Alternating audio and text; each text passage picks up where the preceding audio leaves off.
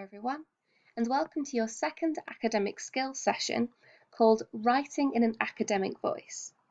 Now, writing in an academic voice is a very important skill at university, and without this, you simply won't be able to achieve top grades in assignments or your dissertation. Essentially, writing in an academic voice means writing in a scientific way, the same way you'd expect to read in a journal or a professional book.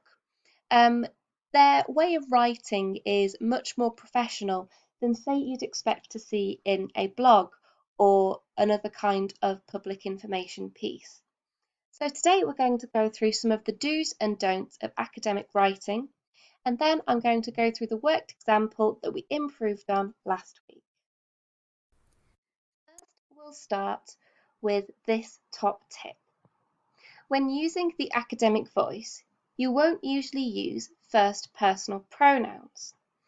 Now, this includes saying I and expressing your own personal opinion.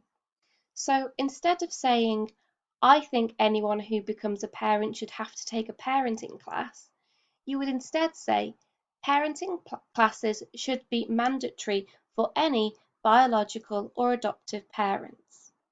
Now, this is saying the exact same thing.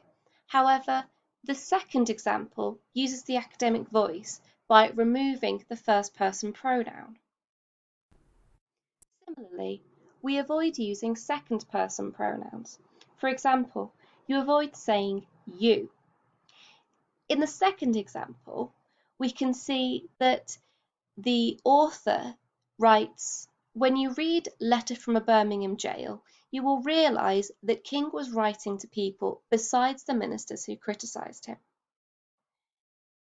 The author of this is trying to get the reader to understand that if they read something, that they will identify something from that text. So instead of writing you, identify them as you see them, as the reader. So upon reading Letter from a Birmingham Jail, readers will note. Now, this makes it very clear that they're still referring to the reader, but it doesn't use second person pronouns and therefore is far more academic. You should also avoid contradictions in more formal writing. So instead of saying, it shouldn't be difficult to record what we feel, but many of us just can't get our feelings down on paper, where here we can see contradictions about it not being difficult to record what we feel, but actually it's difficult to record what we feel. Perhaps saying instead, it should not be difficult to record feelings, but many people are unable to do so. This removes the contradiction from this statement by, for a start, removing the repetition of feelings in both a positive and a negative way, and simply rewording that so that it doesn't sound contradictory. As university students, you should also be avoiding informal language. So instead of saying, it's obvious she's a feminist because she makes a big deal about women who were into the suffrage movement, which is quite an inflammatory thing to say. And because of the informal language, it could even come across as quite offensive and insensitive. But if we reword it in a more academic sense, using more formal language, we take the facts of the matter and express those, whilst taking away a possible inflammatory tone. So instead, you could say, because of her focus on the suffragists, one can assume she's a feminist. We go from a tone that sounds very critical to a tone that simply states the facts, and that's what we aim to do in scientific writing. We should also avoid abbreviations for common terms and should not be using those in academic writing. So, for example, Smith was declared the official winner at the PO last month on Jan 6th. Now, there's a lot of abbreviations there, and it sounds quite clunky. Instead, you'd write, Smith was declared the official winner at the post office last Monday on January 6th. Now, this removes all clunkiness and potential confusion from this extract. It's also important to note that you shouldn't be using abbreviations at all in academic writing. So, for example, writing do not rather than don't is far more academic. Writing cannot rather than can't is also far more academic.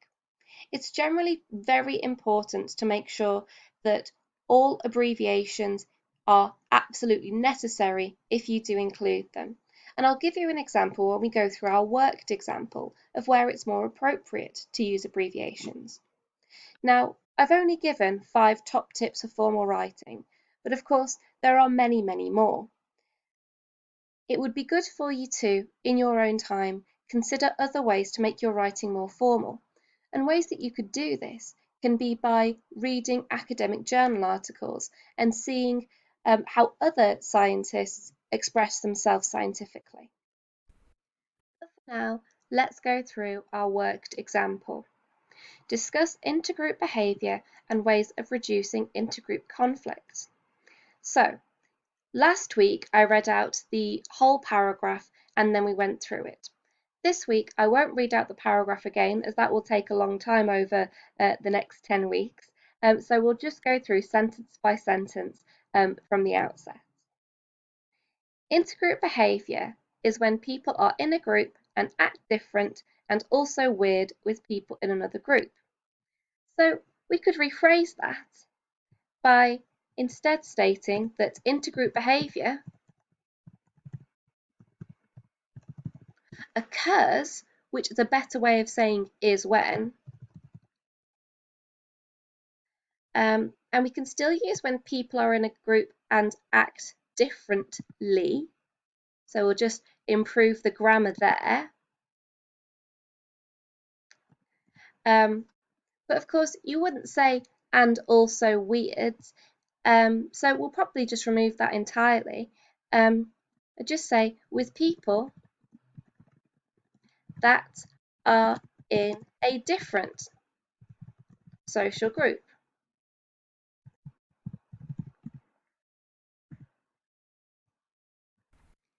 In this next section, we don't usually like people who aren't in our group because it makes us feel better about ourselves. This is called social identity theory. It's technically correct. However, the informal voice used to convey this information means that the important aspects of it can be lost or confused. So I've restructured this by identifying the relevant theory at the beginning for the reader's reference by saying according to social identity theory, and then I've made sure that I've used the appropriate scientific terminology for disliking people who aren't in our groups and preferring our own groups, in group bias, and using positive distinctiveness to identify when we feel better about our own group.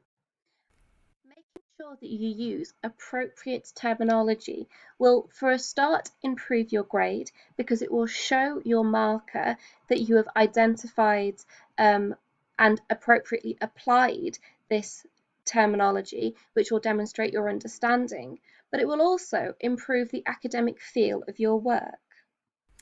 In this third section, I've removed abbreviations, improved the academic voice by removing sort of more colloquial language, and also made sure that I have included more appropriate terminology. So here and here, we can see that where I've said we can't be bothered to come up with reasons why we don't like each person, so we think they're all not as good and this is stereotypes. Stereotypes make you prejudiced and racist. Prejudice is a bad attitude towards people in other groups and discrimination is when you act on it. Now, all of this information is completely correct and you would still gain marks for this. However, because of the poor academic writing style, your marks would be very limited. If instead you wrote people are cognitive misers, which is the technical term for when we can't be bothered to come up with reasons why we don't like each other, and reduce cognitive effort by using stereotypes as a template for our attitudes towards certain groups. However, stereotypes are often negative and can lead to prejudice because here we've seen stereotypes make you prejudiced. That's quite deterministic, but they definitely do lead to prejudice. And prejudice is a bad attitude towards people in other groups, whereas discrimination is when you act on it.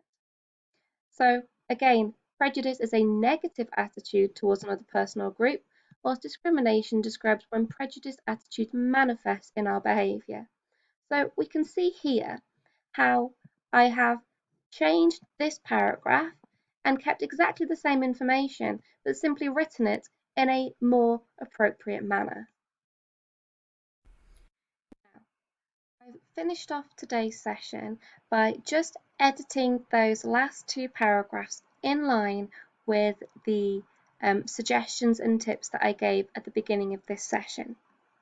You can find these mini responses and the different edits on the Moodle page, and you can see from from opening Edit 1 and Edit 2 where the differences have lie between the edits from today's session. I also advise you to give this a go yourself.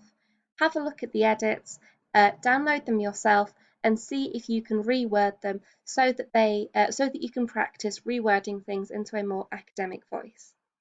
Thank you very much for watching today's video, and I'll see you next week.